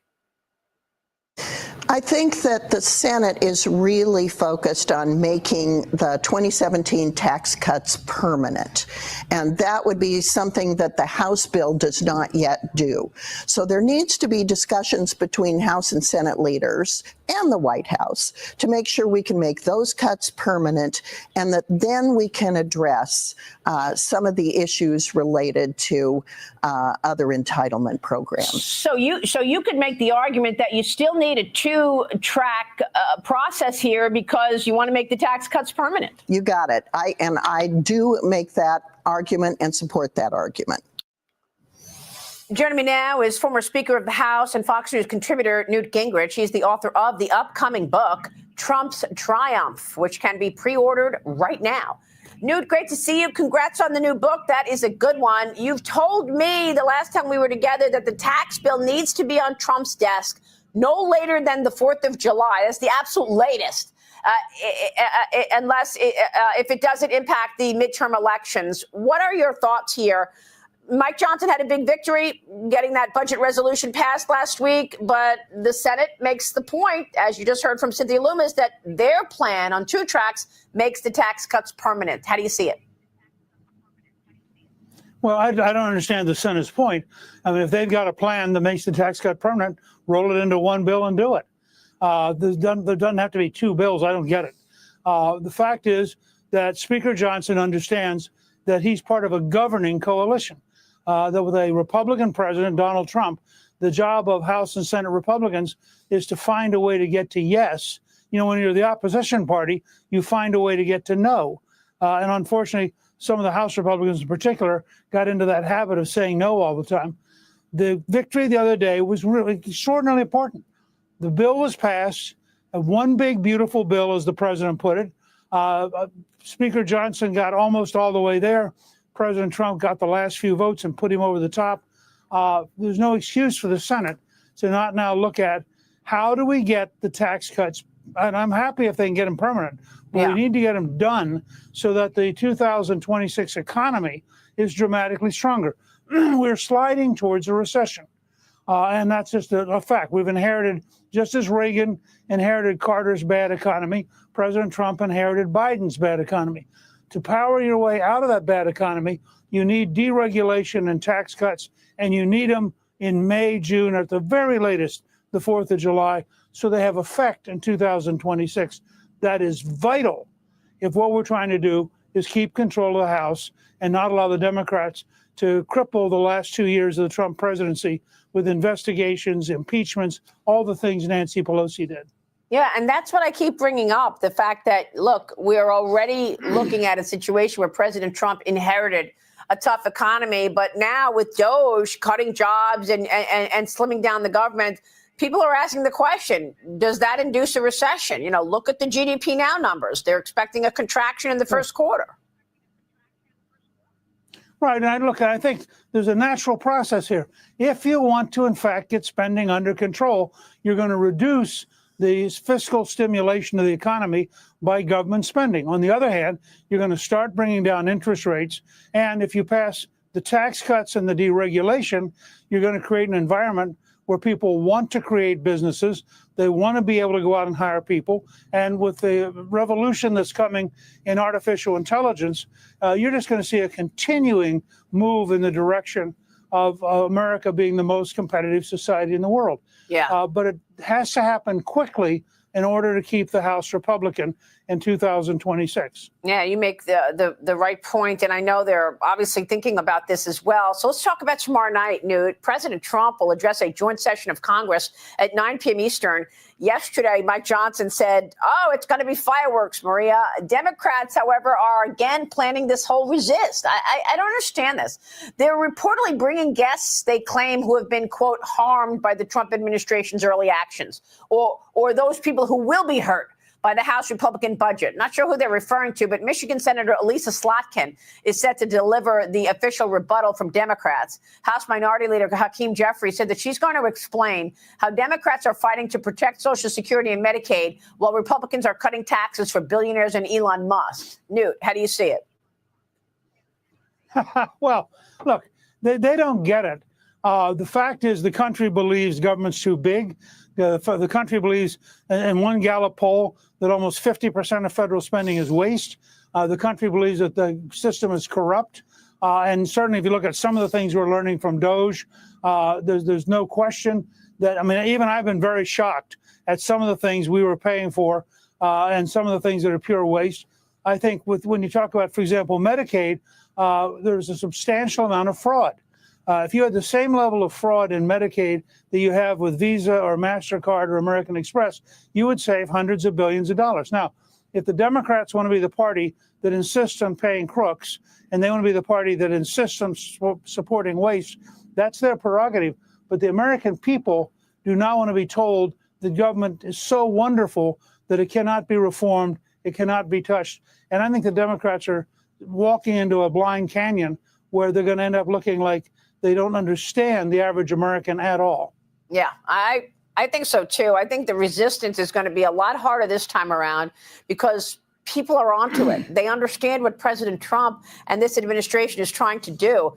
But wow, what a blowout on Friday, Newt. Did you watch it live? Zelensky claims now Ukraine is ready. Okay, so Zelensky claims he's ready to sign the rare earth minerals deal now after that explosive Oval Office meeting with the president. Trump says Zelensky will be welcome back to the White House when and if he is ready for peace. And Secretary Scott Bessent, Treasury Secretary, said as of now, the deal is no longer on the table. Just in time for Zelensky says he's ready to sign. How do you see all of this?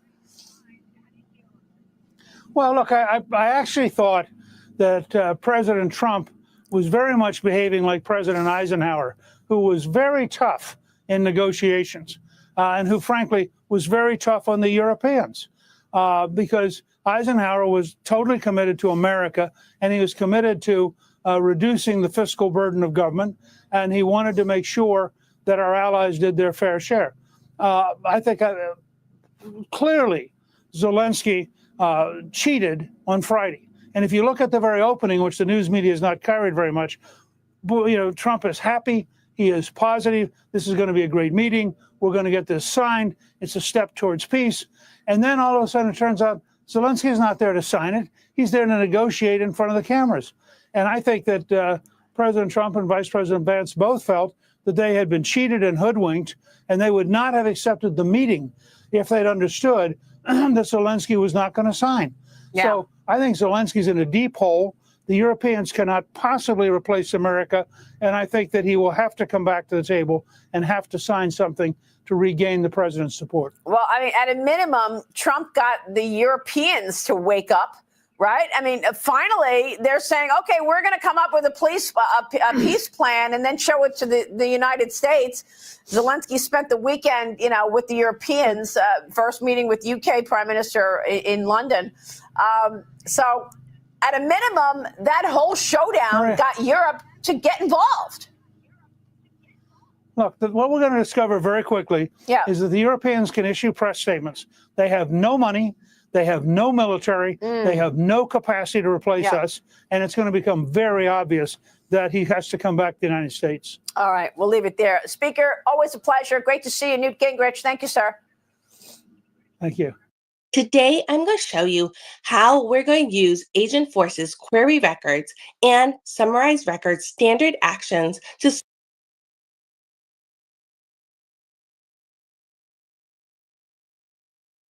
Mayor of Chicago. I mean, they're seeing what the right side of history looks like versus the woke ideology that's out there. So, all right, so it's 1:47. Let's talk about American financing as we wait for the Roosevelt Room live video feed there at the White House. AmericanFinancing.net, $800. You could save that on average per month. Great number right there. Right. If you reach out today as well, they could actually probably delay the next two payments for you. So you're actually looking at roughly $1,600 worth of savings. And with inflation the way it still is, a really smart go-to at American Financing and talking to those great patriots today. All right, so AmericanFinancing.net, a great sponsor here at Right Side Broadcasting Network, as we are at 147, a great number there, 47, as it's a 47th Commander-in-Chief we're waiting on there at the Roosevelt Room of the White House. And then tomorrow, that speech that will be a primetime speech will really set the record straight. I mean, it's already getting set straight when it comes to what happened in the Oval Office last week with Zelensky. But so hopefully there's still peace that can be found between those two countries. Yes, it's really crucial at this point with millions dying because of this conflict. That's where President Trump is at. I want peace. He said that consistently for the last several years. And to his point, too, it would have never happened if he had remained in office. You have a situation where his predecessors really failed on this. Putin moved during the Bush administration, during the Obama administration, during the Biden administration as well. And this is on the heels of the agreements made by the Clinton administration to remove Ukrainian nuclear weapons, in turn giving this indefinite promise that America and NATO and Europe as well would protect Ukraine. You've seen how that has faltered and failed. And there was also the agreement that NATO would not seek to move in on the borders of Russia. And this is not, again, Russian propaganda, as some will claim. It's simply the fact of the matter that Russia had expectations in the agreement, so did Eastern Europe. And NATO has not been fair in those situations. Now, it wasn't right of Putin to move his military into Ukraine. That was wrong. But traditionally, that territory was Russian territory going back before the USSR. So two wrongs don't make a right. And President Trump, really the deal maker here to make sure peace happens and that no one continues to die in this, because it's a stalemate now. It's really no one's going to really win out in this situation. And that's something he's trying to show to Zelensky. But clearly he doesn't want peace right now. Yeah, and that's what the actions speaking louder than the words there with that. So we'll monitor the hopeful peace between Russia and Ukraine. Also, if you remember last week with the fireworks within the Oval Office, I asked on Truth Social, I said, how many times have you watched the Oval Office exchange today? I asked that 2 days ago. I said, you have the options there, once, twice, or lost count. Well, 110 people said 78% of them said they lost count. So people were watching that on replay, and that kind of thing. And then, of course, over the weekend, kind of an interesting situation, Robert, where 3 general aviation aircraft, so at different times between, I believe it was 12 and 1:30, smaller, pilots with smaller planes flew into temporary restricted airspace in Palm Beach, Florida, which where President Trump is, of course, at that time. And then there had to be jets that were from Tyndall Air Force Base in Panama City had to be sent to Florida. And it came to a point that they actually had to shoot flares near those planes to get their attention, saying, get out of here. This is restricted airspace. Right. And so what I found out after calling the Tyndall Air Force Base spokesperson who had this cell phone on the actual press release, he said, listen, what happens is these temporary flight restrictions, they pop up, these TFRs, they pop up. And if a pilot's not checking their daily logs and checking all the information, they miss it.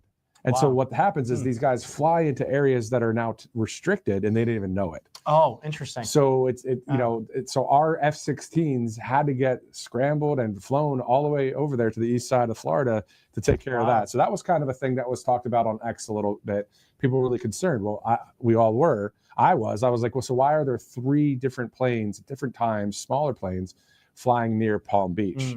And so that's some details. If you'd like to learn more about it, it's on my Truth Social at Matthew Alvarez. But also, it looks like SpaceX, the Starship launch, the 8th one will happen today. I believe it's going to be at Kennedy Space Center in Florida. So that'll be kind of cool. That's a bit later today.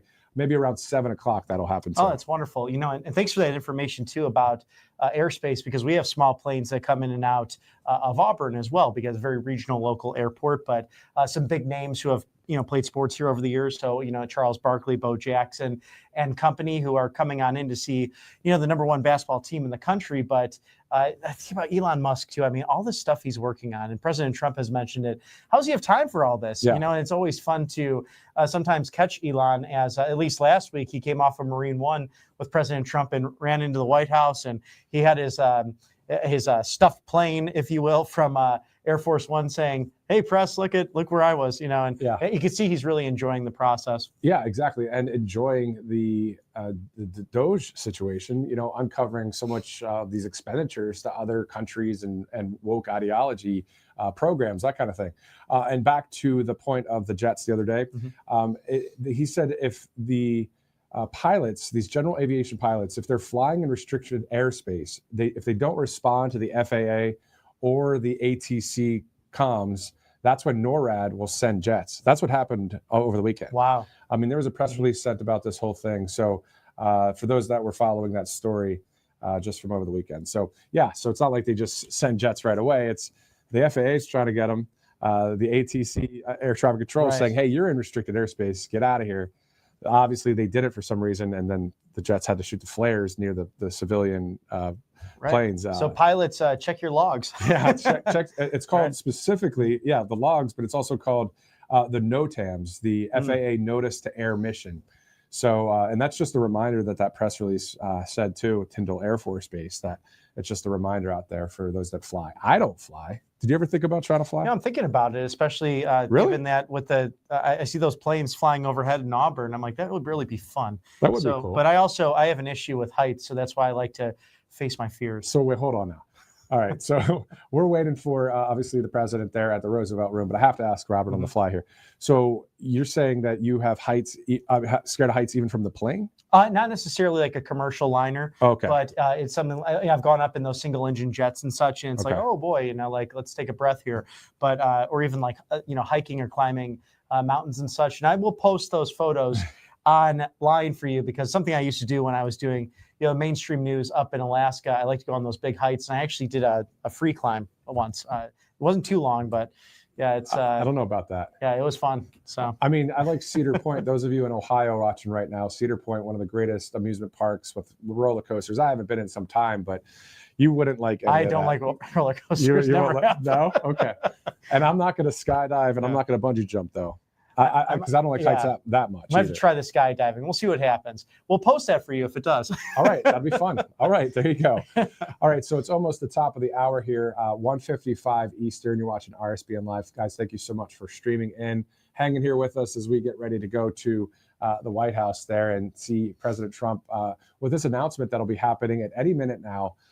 As we saw on the schedule earlier today, we receive a White House presidential public schedule email to us here at the network, and it said 1:30 that the president would be making an announcement from the Roosevelt Room. So we follow those kind of directives in the sense of the leads of what's going on. And then, of course, it's 1:55. We'll be going there as soon as we can, as soon as we get that feed. Let's go to Free Trump Book in the meantime. freetrumpbook.com. And there are more than just that one right there. There's so many topics, Robert. Oh, there are a lot to cover.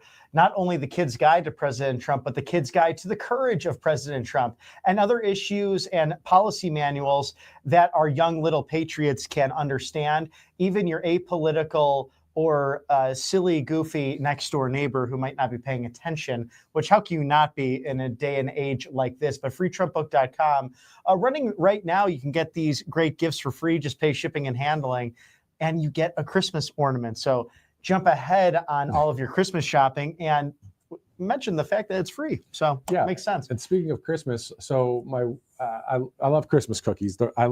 I like Russian tea cakes. Oh, call me a Russian spy or something. Oh, you propagandist. Oh, no. But those, my family calls them, I guess, snow cookies or whatever, but I call them Russian tea cakes. Anyway, so we had some of those yesterday.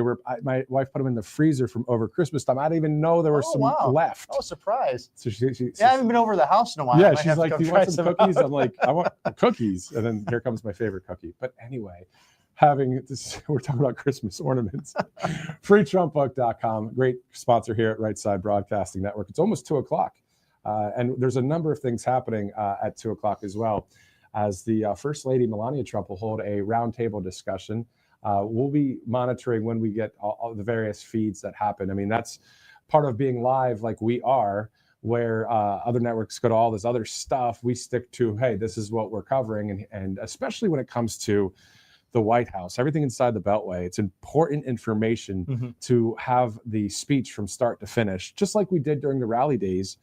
And if there are any more rallies, trust me, we'll be there. Well, absolutely. It's very essential for you to see, everything the president has to say and other things that are affecting your day-to-day living, here in the United States and around the world as well. And we thank you to those, maybe the international outlets or viewers that might be tuning in, so we could showcase what's actually happening in the United States, because we see that on the rallies. For example, other networks would simply go to after the rally. Maybe there was an agenda, maybe there wasn't, but not showing the crowds. And that's why we jumped in here roughly starting in 2015 to show you what actually was happening on the ground with this natural phenomenon of this businessman who was really well known, especially for his work on The Apprentice and reality TV, to then become the leading presidential candidate and ultimately the